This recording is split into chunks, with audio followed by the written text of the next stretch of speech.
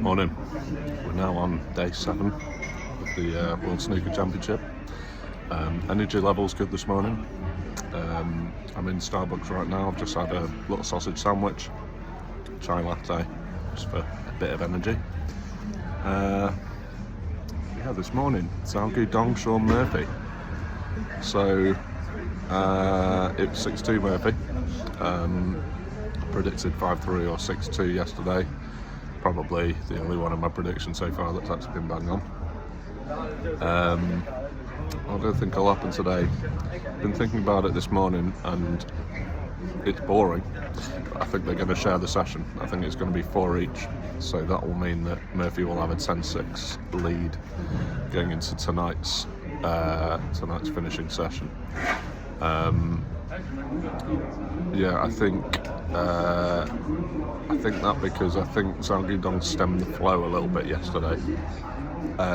He won a couple of frames at the end. Murphy was rampant at the start, but he did well to battle back. So that is this morning's entertainment. I'm really looking forward to it. We've got Karen Wilson, Mark Allen this afternoon, I believe. Went through that last night. Allen's missed a trick massively. I hope Hendry's in commentary again because he absolutely slaughtered him last night. Really unhappy with Mark Allen. I think he needs a good start, weirdly, considering he's 5-3 up. It's all about momentum in this game, and if Karen can keep that up, he's a hard man to stop when he gets in a flow. You want to keep him in that rut, keep him doubting himself, keep him sort of questioning things. What do I think is going to happen in that?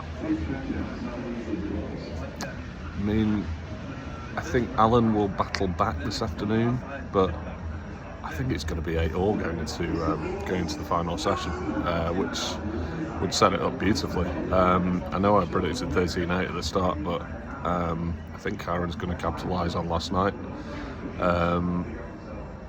Frankly, I'm hoping Mark Allen wins. I really like Mark Allen.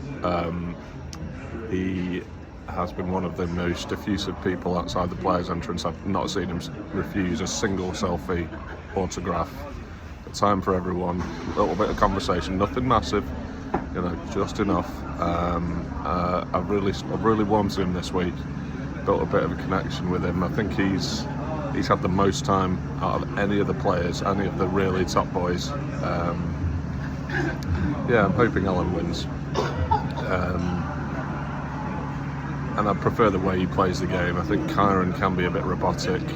He's a great player, don't get me wrong, but his cue action is a little bit sort of staccato for me. I think Allen's, the way he sort of punches the ball in and little, really short bridge, just really, stun screws around the white. That's the type of game I like in snooker, as you've probably told from all the other favourite players that I have.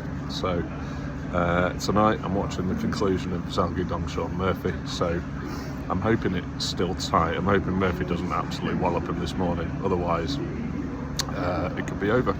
So hoping for a decent evening sesh. I am aware that I'm watching that much snooker that I imagine there's going to be a couple of wallopings handed out, and I might get a couple of sessions that are less interesting, shall we say. So that's the day's festivities. In between sessions, I am likely to be hanging around the players' entrance in between morning and afternoon because I want to there's a few signatures this afternoon that I haven't got. Zhao Zintong being one of them, Barry Hawkins being another, and Mark Williams being the third. Be a few lovely little additions to the case. I did stick Lee Walker on last night. Sue me. He's made the cut. A fairly small cut now. I might as well get the members of my snooker team to sign it. I'll report back between morning and afternoon sessions. If I've got any more insight for the Karen Wilson Mark Allen game, I'll obviously let you know. I'll let you know how many signatures I managed to get in between morning and afternoon sesh, and also how much time I have for lunch, the eternal problem. So, nice one. I'll speak to you in a bit. Over and out.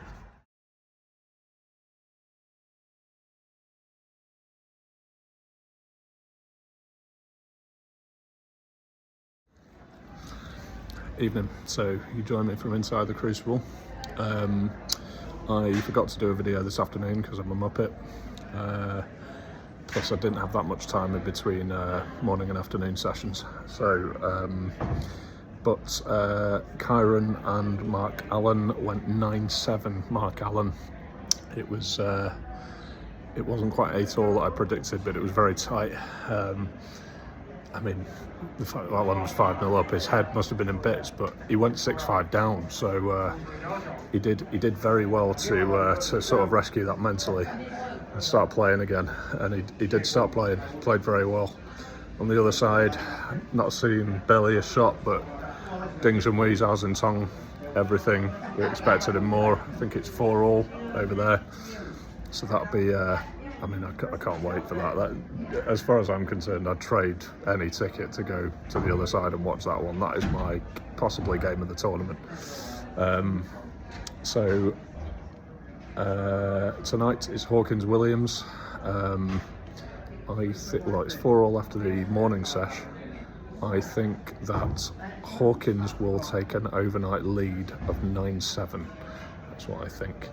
Anyway, I'm going to have to shoot because I'm very late and I should be in there already. So I'll do another video when I get back to the apartment, going through everything. I think Hawkins 9-7 tonight. Cheering on the Hawk as well. Nice one. All right, over and out.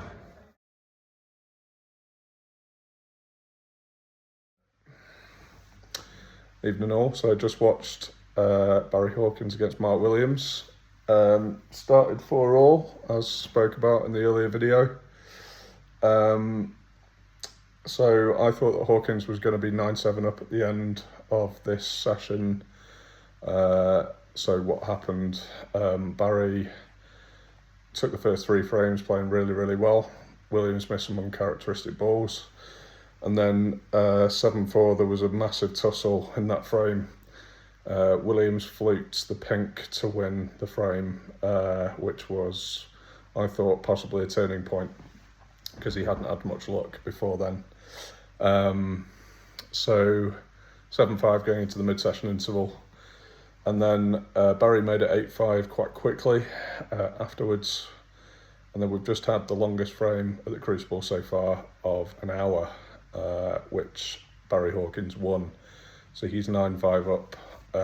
I've left early tonight because I'm absolutely shattered, and my wife has come to stay in Sheffield and I haven't seen her for a week, so yeah, we'll have to see what happens in those final 2 frames, but yeah, big couple of frames ahead for Williams. I think he's got to get both of them really to get back in the match. Hawkins is playing too well to have a 10-6, or obviously too well to have an 11-5 lead, but I think Williams needs to make it 9-7 now, if only to make my prediction happen.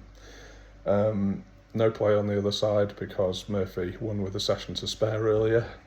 Didn't speak about that too much. He was Murphy of old, stomping around the table, making big breaks. I think he had 8 60-plus breaks and 4 centuries in the match, which is ridiculous. He's going to be a proper battle for... Well, I know who's getting in the next round. It's either the world champions Ours and Tong or Dings and Wei. Either one of them should be genuinely worried at what they're going to face because Murphy looks pumped up and ready. Could be his year. So yeah, so tomorrow, I'll go over the matches in the morning, but seeing Chris Wakelin, Neil Robertson in the morning, so the first session of that match, and then Hossein Lafay against Trump in the afternoon, and I think I'm seeing the big one in the evening, Ronnie O'Sullivan against John Higgins. For obvious reasons, I am very much hoping for a John Higgins victory there, send that arrogant oath packing. Not friends with Ronnie this week, probably won't ever be friends with Ronnie ever again. So we'll have to see what happens there. I'll think about those matches and go over them in the video tomorrow morning. And yeah, I'll leave you to it. Have a good evening. Over and out.